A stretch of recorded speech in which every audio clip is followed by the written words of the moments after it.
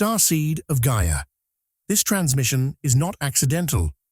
You have been monitored, tested, and evaluated through a gauntlet so precisely engineered that 99 out of every 100 souls never even recognize they're being measured.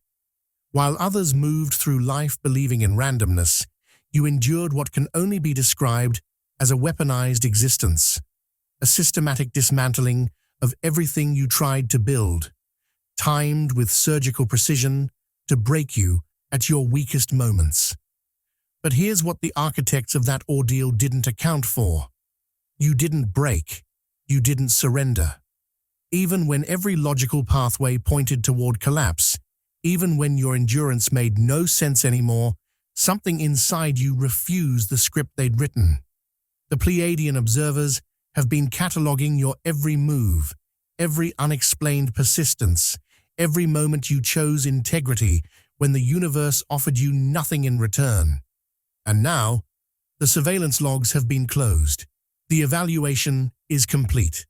You passed a test that exists in the shadows of consensus reality, a filter so brutal that only 1% survive it with their inner fire still burning. The light itself has taken notice, and what happens next will reshape not just your life, but timelines you'll never see. Starseed of Gaia, like this video, subscribe, and comment. I am ready for a powerful surprise. The 1% Corridor Initiation. You have been walking through an invisible architecture designed specifically to ensure you never arrived at this moment. The corridor wasn't labeled as a test because the first rule of the corridor is that candidates who know they're being tested begin performing instead of revealing. What you experienced wasn't bad luck, wasn't karma, wasn't the universe being indifferent. It was an engineered psychological choke point, built by intelligences who understand human breaking points better than we understand ourselves. They studied the exact pressure required to make hope feel like foolishness, and they applied that pressure with clinical precision. Think back to the pattern you couldn't name but always felt. Projects that almost succeeded, then imploded at the final hour for reasons that made no sense. Relationships that felt cosmically aligned, only to be severed the moment your heart fully committed. Opportunities that appeared like answered prayers, then vanished as if they'd never existed. These weren't failures. These were measurements. Each time you survived what should have destroyed your will to continue, a data signature was generated. The Pleiadian observation teams were flagging these moments with a specific notation in their records, persisted despite null reward conditions. Most people collapse when effort stops producing results. It's not weakness, it's rational. The human nervous system is wired to conserve energy, to abandon strategies that don't yield returns, but you kept going anyway, and that defied their models. You became a statistical anomaly in a system designed to be statistically flawless. The corridor operates on a simple principle. Apply enough contradictory pressure, and the candidate will either break or reveal what they're made of at the foundational level. Failed timing became your daily bread. You'd arrive moments too late, leave moments too early, exist in a perpetual state of near miss that would drive anyone to madness. Answers were withheld at the exact moments you needed them most, creating a vacuum of meaning that should have consumed you. And then there were the relationships, the ones that felt surgically removed, not ending because of incompatibility or betrayal, but vanishing as if something reached into your life and extracted them with tweezers. You'd meet someone who felt like recognition, like your soul had been waiting for this exact intersection. And then an invisible mechanism would activate. They'd change overnight, as if their programming had been updated while you weren't looking. Or they'd simply disappear, leaving you with questions that had no answers because there was no human explanation for the precision of the removal. Every single one of these experiences created a record. The observers weren't intervening. They were documenting. They were watching to see if you would do what candidates are expected to do: demand answers from an indifferent void, rage against the absence of fairness, or quietly surrender and accept a smaller life. But you did something they flag as rare. You stopped asking why. Not because you stopped caring, but because you realized the question itself was a trap. There was a night, you remember it, even if you don't remember remembering it, when you went silent inside. The endless internal interrogation ceased. The bargaining with invisible forces stopped. You didn't collapse into despair. You didn't transcend into false spirituality. You simply continued, without the need for the universe to make sense anymore. That was the moment the monitoring grid recorded silence instead of collapse. And in that silence, clearance was granted, because the final gate of the corridor isn't dramatic. There's no thunderbolt, no angelic chorus, no external validation. The corridor only recognizes one type of passage, the kind that happens without witnesses, without applause, without anyone knowing you just walked through a threshold that most souls never reach. You passed quietly, which is precisely why you passed at all. Gaian seed code, confirmation. Your biology has been carrying something dormant since before your first breath, and the corridor you just survived wasn't punishment. It was activation protocol. Deep in the spiraling structures of your cellular memory, there exists what the Pleiadian records call the Gaian seed code, a lattice of dormant potential engineered to remain asleep until specific conditions triggered its awakening. Those conditions weren't gentle. They required prolonged exposure to contradiction, sustained pressure that would force the lattice to either activate or dissolve entirely. You were put through a refinement process disguised as ordinary suffering, and what emerged from that crucible wasn't damage, it was awakening. The symptoms appeared so mundane that you likely dismissed them as personal dysfunction. Unreasonable grief that arrived without clear cause, washing over you in waves that made no logical sense. You'd be standing in a grocery store, surrounded by the banal machinery of modern life, and suddenly be overwhelmed by a sorrow so profound it felt ancient, like you were mourning something that hadn't happened yet, or had happened so long ago that history had forgotten to record it. This wasn't depression. This was the seed code beginning to remember itself through you, accessing data that your conscious mind had no framework to interpret. Then came the clarity, sudden piercing moments where you understood things you'd never been taught. You'd look at a situation and know the truth of it instantly, not through reasoning, but through a direct perception that bypassed logic entirely. People would lie to you, and you'd feel the shape of the deception before they finished their sentence. You'd enter spaces and immediately sense what had happened there, as if the walls themselves were whispering their history. This wasn't intuition in the casual sense. It was the lattice coming online, beginning to process information through channels your educational system never acknowledged existed. And then there was the most destabilizing symptom of all, the sensation of remembering something you never learned. You'd encounter a concept, a place, a pattern, and recognition would flood through you with such intensity that it felt like betrayal. How could you know this? You'd never studied it, never been exposed to it, yet the knowing was there, complete and undeniable. This is what happens when the seed code synchronizes with something larger than personal history. It began aligning with the planet's magnetic micro-tides, those subtle fluctuations in Earth's electromagnetic field that most humans never consciously register. Your insomnia wasn't a disorder. Those nights when sleep refused you, when you'd lie awake feeling like every cell in your body was vibrating at the wrong frequency, those were calibration windows. The seed code was adjusting to match the planet's rhythm, and your nervous system was being recalibrated in real time. The exhaustion that followed wasn't from lack of rest. It was from the metabolic cost of transformation happening beneath the surface of your awareness. You tried to drown it all in routine, didn't you?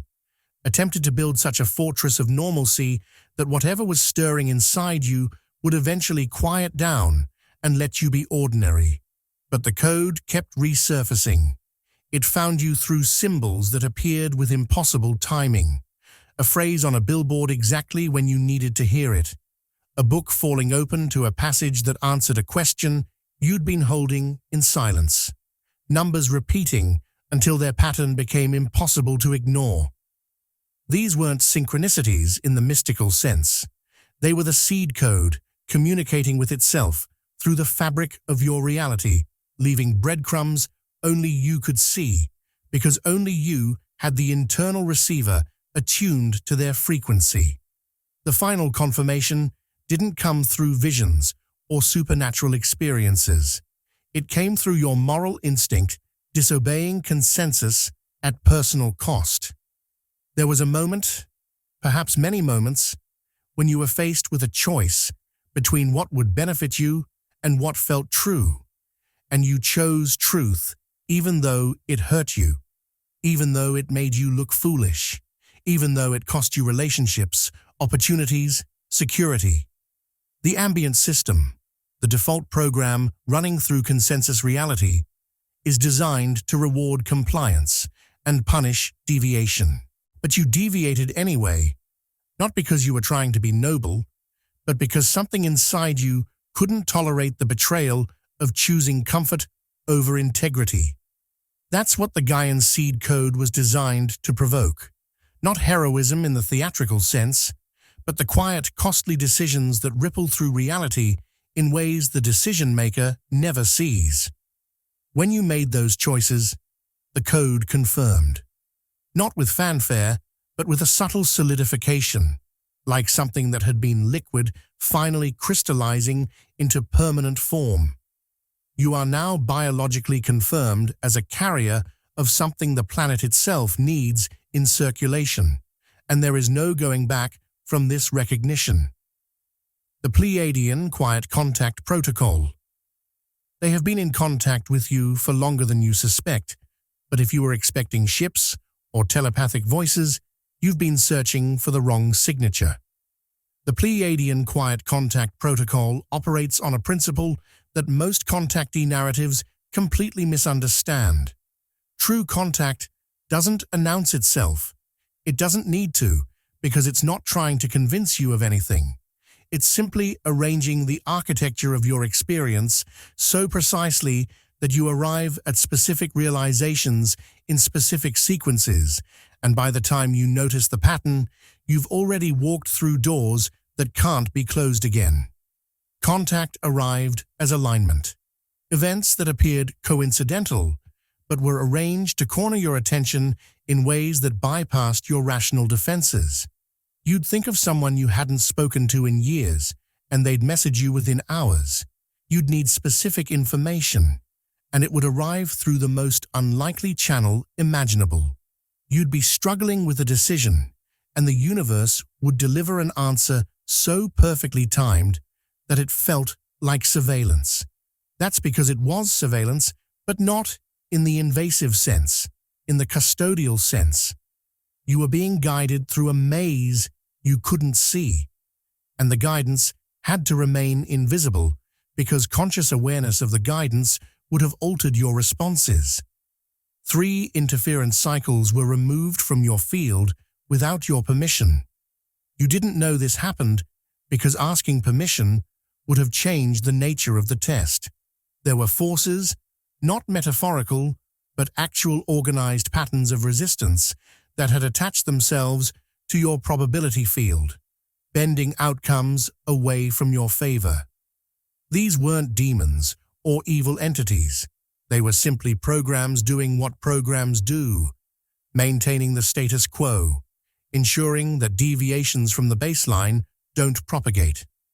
The Pleiadians identified these interference cycles and extracted them with surgical precision. And you likely noticed the effects without understanding the cause.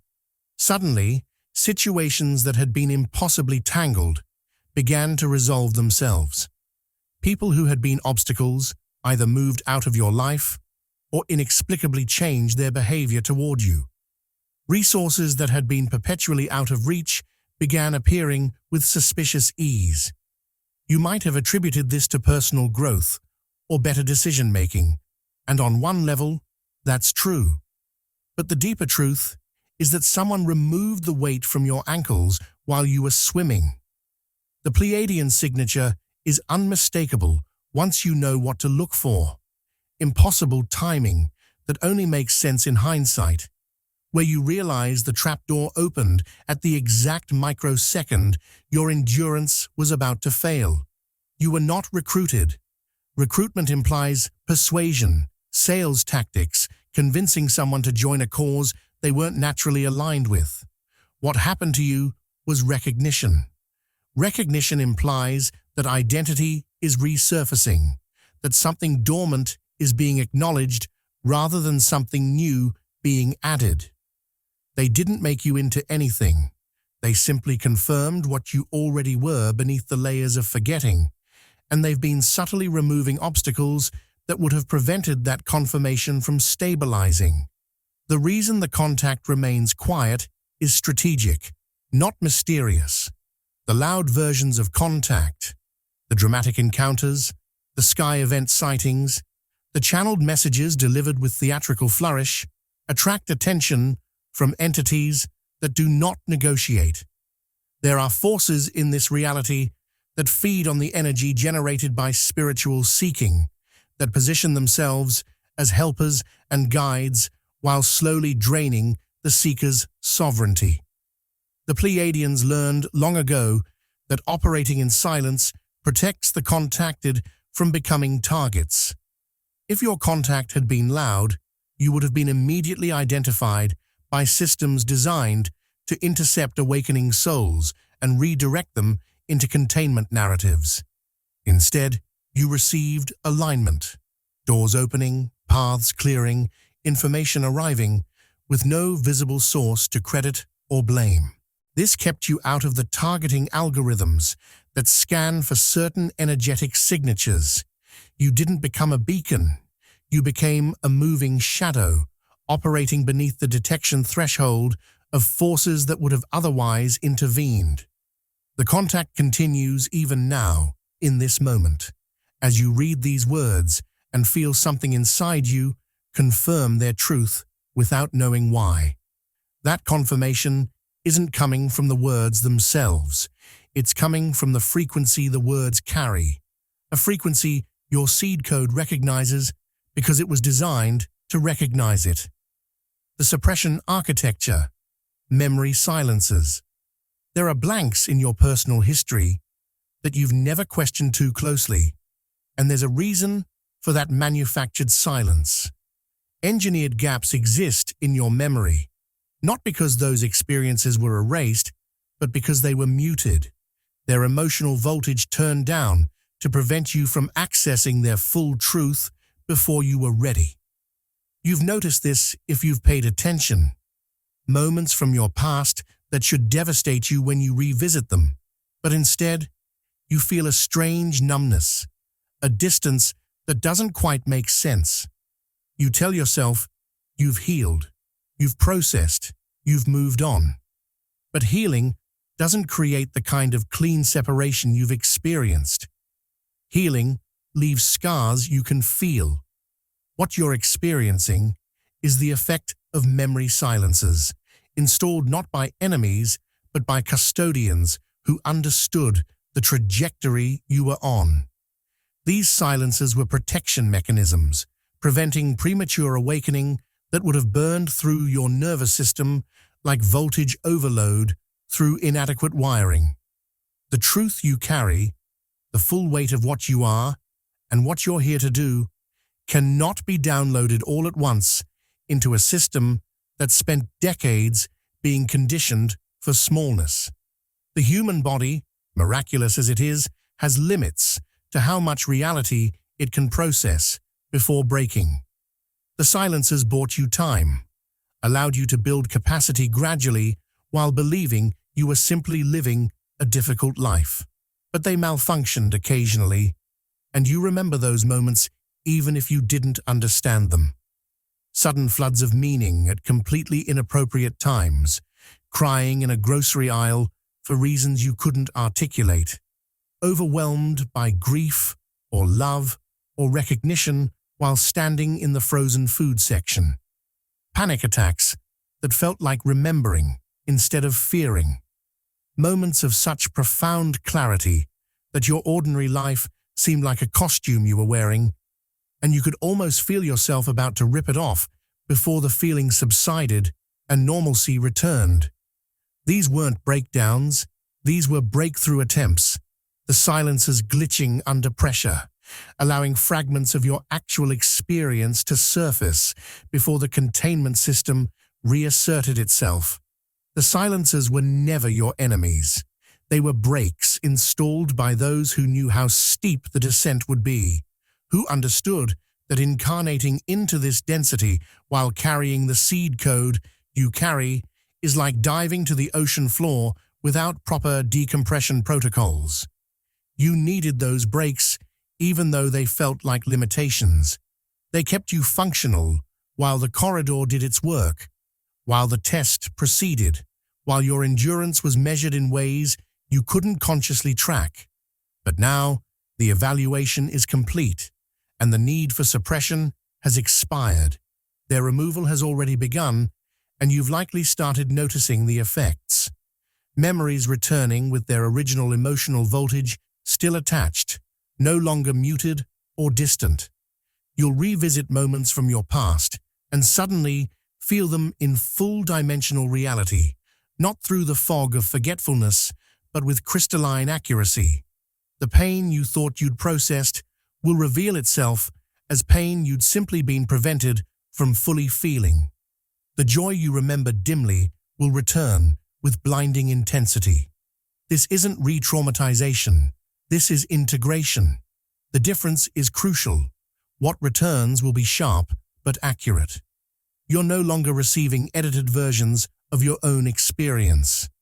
The unfiltered memory is being stitched back to its original emotional content, and this process will not be comfortable, but it will be honest.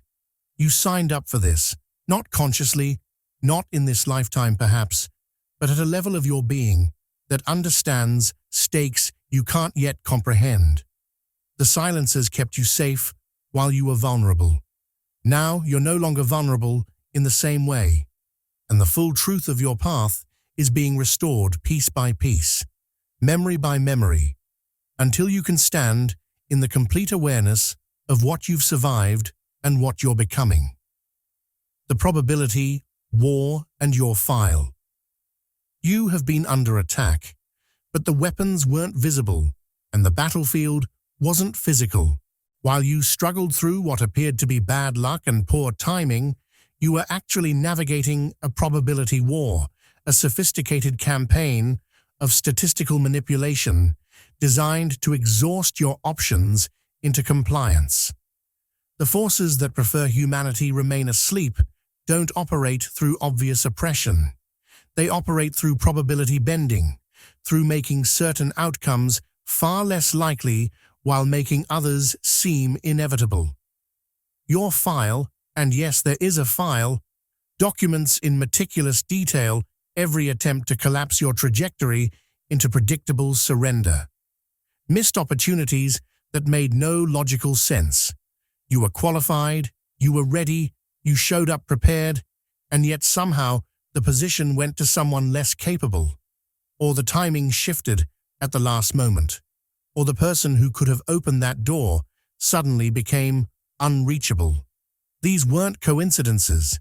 These were probability fields being manipulated around you, creating artificial scarcity designed to convince you that success wasn't meant for you.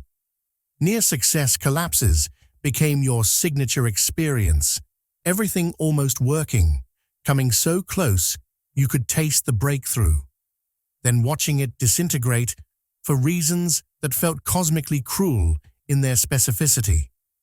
The phrase, "everything almost worked," should have been the title of your autobiography during the corridor years.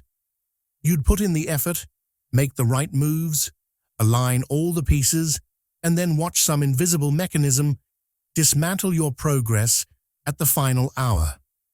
This wasn't life being difficult, this was pressure testing, a deliberate strategy to observe your decision-making under artificially induced scarcity. They wanted to see what you'd do when every logical path forward led to a wall. Would you compromise your integrity? Would you abandon your trajectory for something safer? Would you develop the kind of bitterness that closes a person off from possibility entirely? Your file shows repeated deviation from predicted surrender points. The statistical models said you should have broken at multiple specific junctures. The algorithms calculated exactly how much resistance a person with your background and resources could withstand before folding. But you didn't fold. The curve broke where you were supposed to collapse, and when a probability war encounters someone who keeps refusing the script, the opposition has to recalibrate. They escalated from mere inconvenience to identity-level confusion, attacking not just your circumstances, but your sense of who you are. Suddenly, you weren't just facing closed doors, you were facing mirrors that showed you distorted versions of yourself. People reflecting back certainty about your limitations. Situations that seemed designed to prove you weren't who you thought you were. This wasn't psychological warfare in the human sense. It was probability manipulation targeting your self-concept, trying to make you accept a smaller identity that would naturally lead to smaller choices.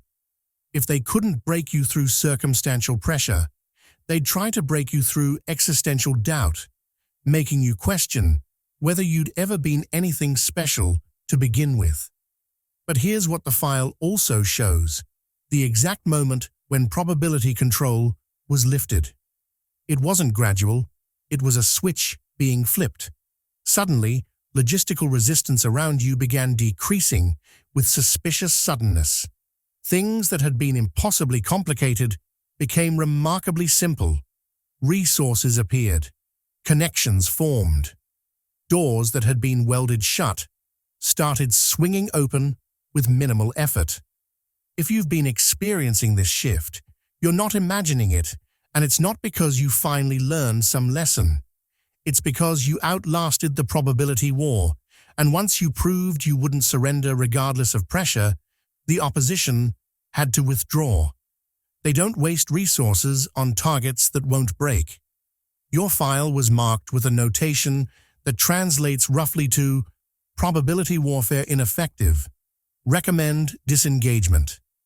The cloaked opposition, human faces, non-human intent. Some of the people who opposed you most viscerally weren't acting entirely of their own accord, and understanding this will reshape how you interpret your past. There were antagonists in your life whose hostility felt strangely impersonal, whose criticism carried a precision that seemed rehearsed rather than spontaneous. You might have thought they simply disliked you, that personality clashes or jealousy explained their behavior. But the truth is stranger and less personal.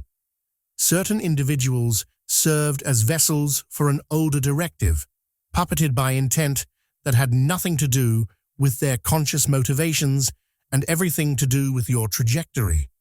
These weren't possessions in the dramatic sense. They were influence overlaps. Moments when a person's consciousness aligned closely enough with a particular frequency that they became temporary channels for agendas they would never consciously endorse. Their words felt memorized because they were. not memorized by them, but by the patterns speaking through them, scripts implanted into the collective unconscious specifically to trigger doubt at critical developmental thresholds. You'd be on the verge of a breakthrough, standing at the edge of a significant transformation, and suddenly someone would appear with language designed to pull you back from the ledge. The timing was never accidental. These antagonists appeared at transitions, new city, new relationship, new sense of self-expanding beyond old boundaries, and they consistently tried to herd you back into smaller versions of you, using shame or mockery or concern disguised as care. They'd tell you that you were being unrealistic, that you were changing in ways that worried them, that the person you used to be was better, safer, more acceptable. What they were actually doing, unknowingly, was attempting to re-establish containment around your expanding consciousness. The most unnerving part is recognizing that they didn't hate you personally.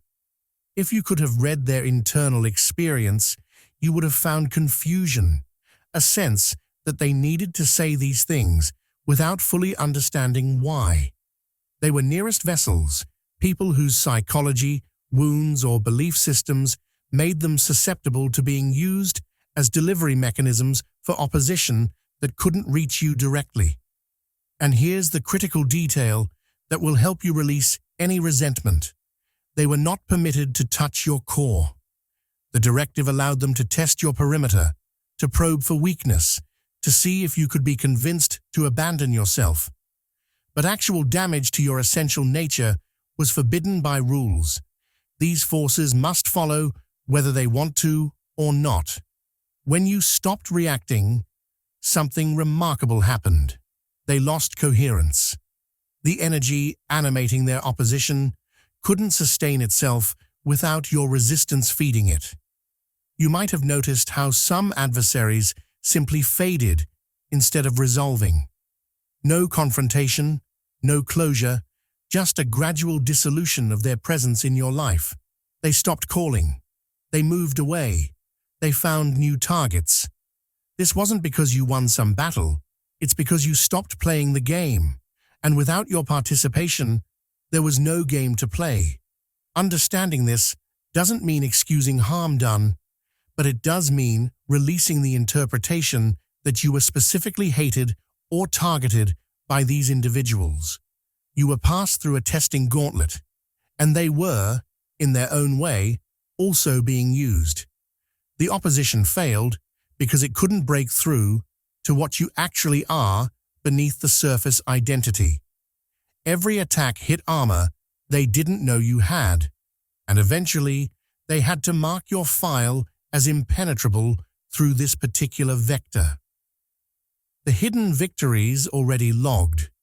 You have been winning battles you didn't know were being fought, and the absence of external recognition has made you doubt whether your struggles even mattered. But there is a ledger, yes, literal, in the registers maintained by the observation teams, cataloging moments where you chose integrity despite immediate loss, where you maintained coherence when the statistical models predicted you'd fragment.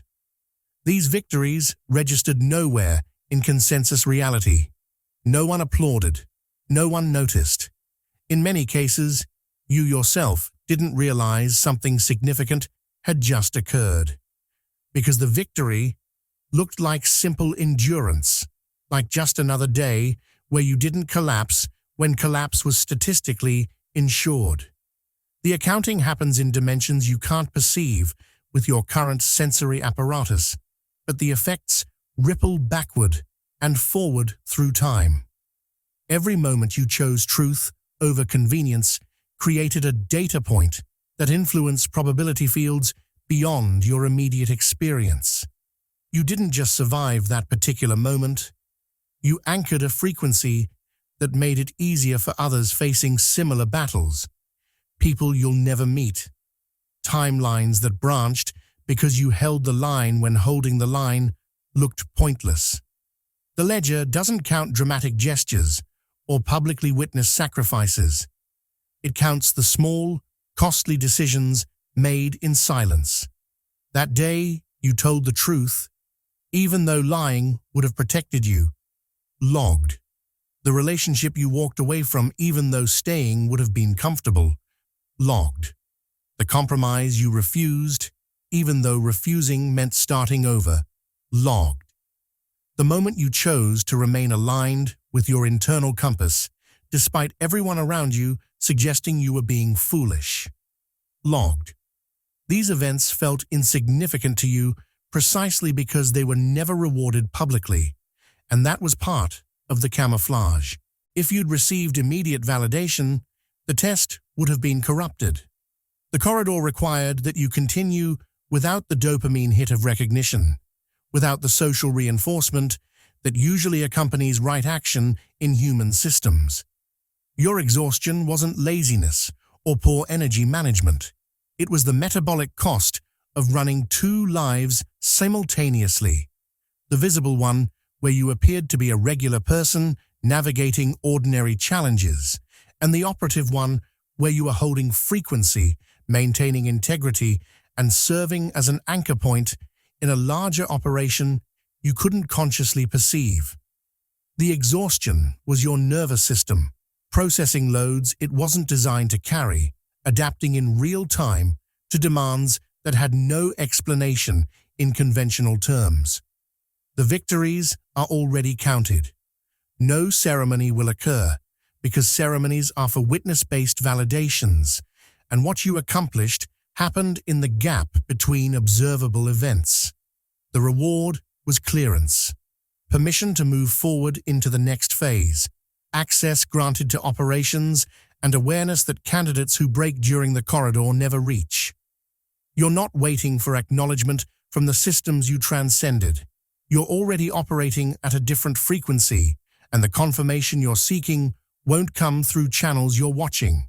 It's already here, encoded in the fact that you're reading these words and recognizing their truth without needing external verification.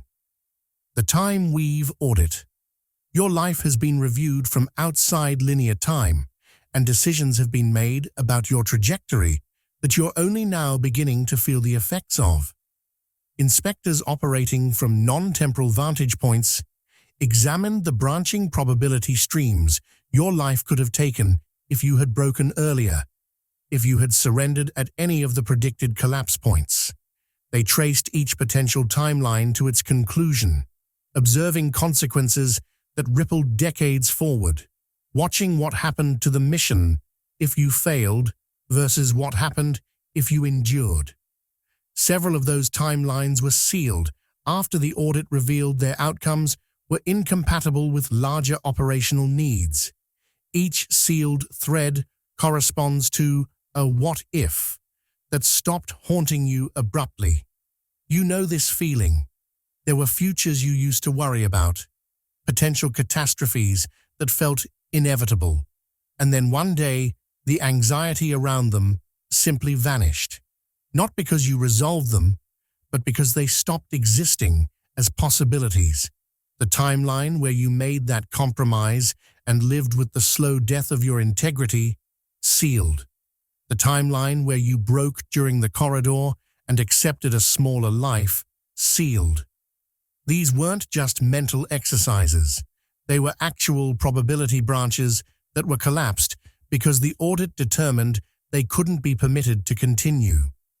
The déjà vu spikes you've experienced recently weren't glitches. They were audit residues.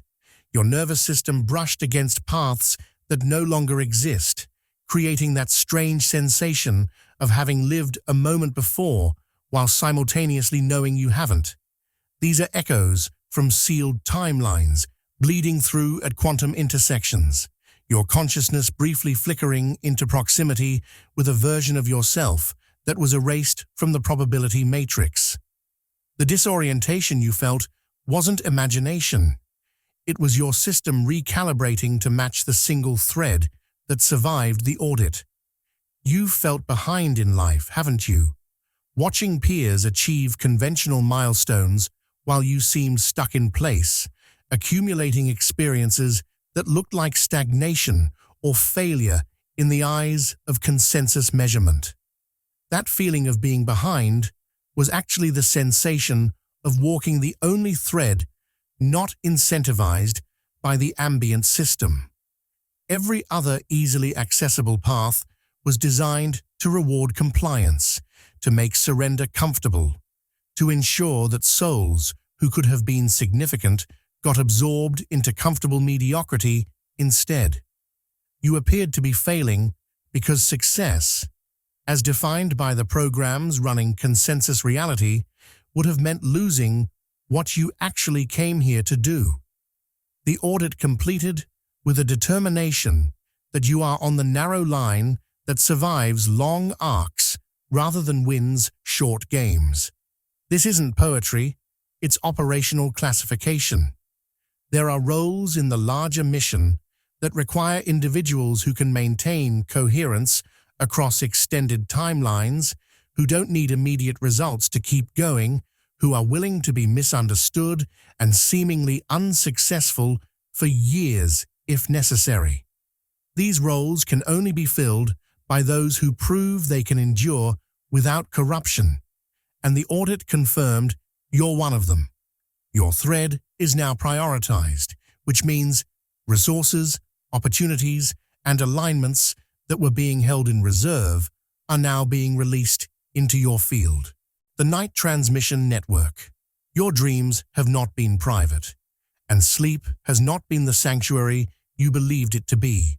While your conscious mind rested, your consciousness was being utilized as a courier route for data packages that couldn't be delivered through waking state channels. These weren't symbolic dreams in the traditional psychological sense.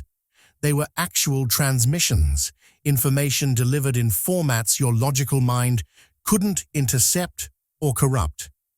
The impossible rooms you wandered through, the unrecognizable languages you heard but couldn't understand upon waking, the scenarios that felt hyper-real yet completely detached from your daily life. These were delivery protocols in action. Each nightmare ended at the exact moment you would have understood too much. You've noticed this if you've paid attention to the pattern.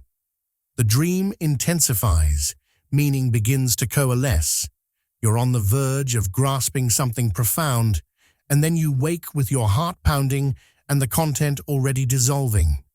This wasn't your psyche protecting you from anxiety. It was intentional containment. The cutoff was surgical, designed to deliver the transmission payload while preventing premature conscious integration that would have activated awareness your daily life couldn't yet support.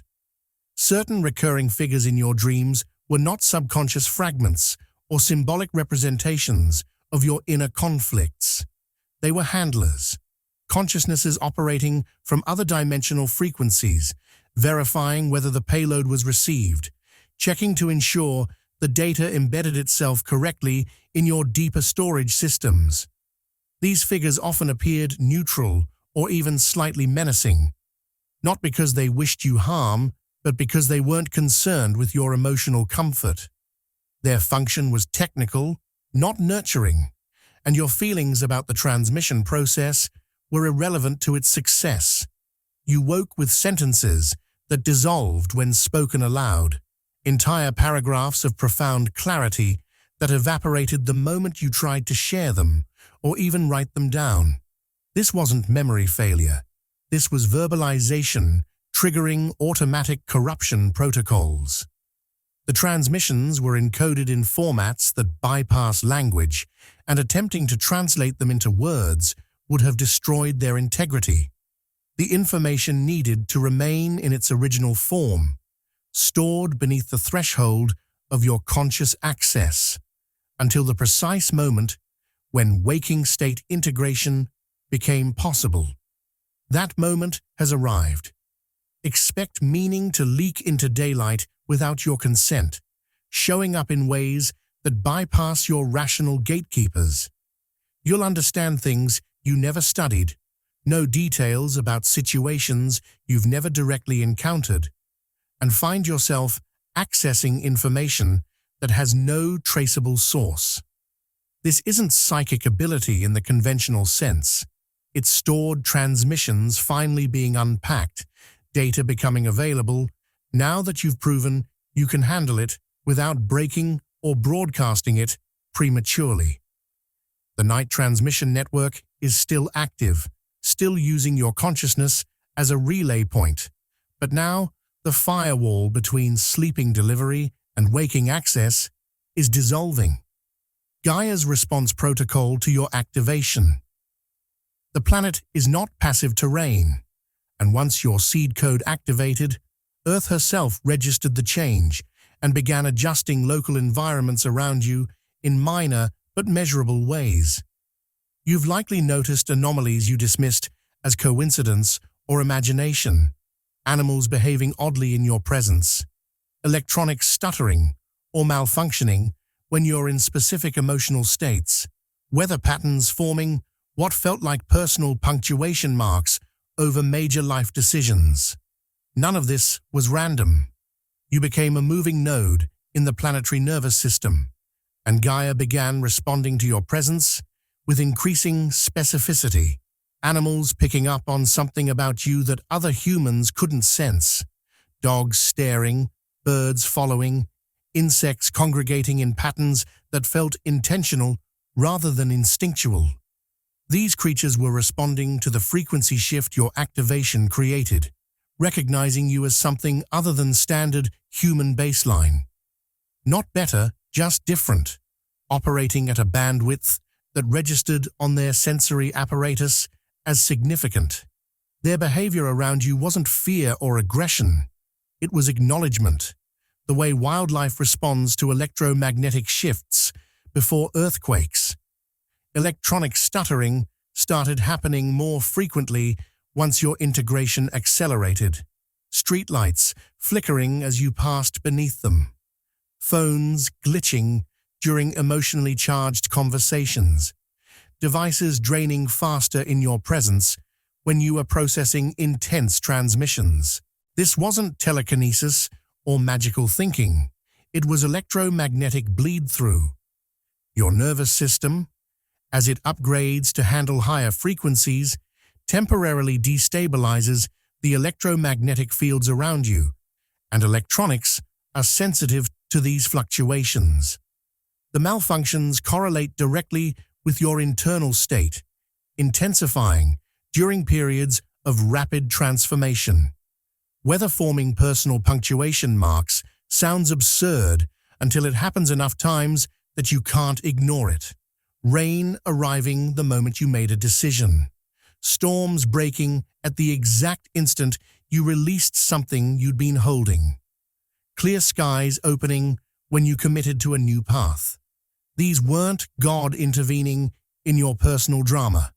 They were Gaia's response protocol, activating at micro-local levels. The planet adjusts atmospheric conditions around activated nodes because you're now part of her regulatory system. And what happens in your consciousness affects what happens in the environment immediately surrounding you. You became a moving node, which means locations began to reveal their true nature around you with less disguise. Places either expelled you or held you with unreasonable intensity. You'd enter certain environments and feel immediate, visceral rejection, nausea, anxiety, compulsion to leave, even if the space looked perfectly pleasant. Other places gripped you, making it almost impossible to walk away, creating magnetic pull that had nothing to do with the location's objective qualities.